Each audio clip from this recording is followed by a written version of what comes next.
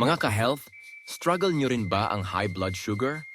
Alam nyo ba na hindi lang pagkain, kundi pati mga iniinom natin ay pwedeng makatulong para bumaba ito? Kaya sa video na ito, ibabahagi ko ang best drinks para bumaba ang blood sugar. Simple, natural at madaling makuha sa paligid. Kung gusto nyo ng healthy tips every week, huwag kalimutang i-like, i-subscribe at i-click ang bell icon. Tubig pa rin ang number 1 para sa blood sugar control. Kapag dehydrated ka, tumataas ang blood sugar dahil mas concentrated ang asukal sa dugo. Tip: uminom ng 8 to 10 baso ng tubig araw-araw. Kung plain water ay boring para sa iyo, pwede mong lagyan ng cucumber slices or lemon para mas refreshing. Green tea. Alam nyo ba na loaded ito sa antioxidants tulad ng catechins na nakakatulong i-regulate ang blood sugar? Studies show na nakaka-improve ito ng insulin sensitivity. Ibig sabihin, mas epektibong nagagamit ng katawan ang sugar. Pero tandaan, huwag sobrahan. 2 to 3 cups a day ay sapat na. Salabat o ginger tea.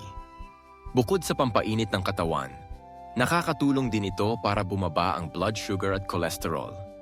Ang ginger ay may natural compounds na pwedeng magpababa ng fasting blood sugar levels. Kaya sa mga may diabetes risk, perfect ito bilang healthy alternative kaysa soft drinks. Apple cider vinegar drink.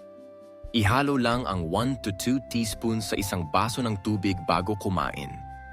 Maraming studies ang nagsasabing nakakatulong ito para bumaba ang blood sugar spikes pagkatapos kumain.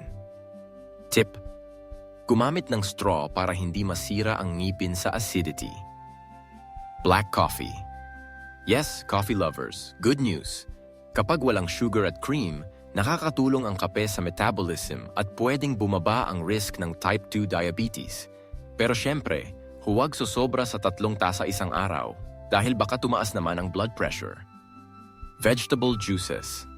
Alam natin na ang ampalaya ay kilalang pangkontrol ng blood sugar at kapag ginawa itong juice, mabilis na na-absorb ng katawan ng nutrients.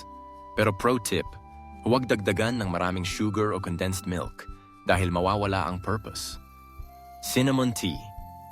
Ang cinnamon ay may compounds na tumutulong i-lower ang blood sugar at improve insulin sensitivity.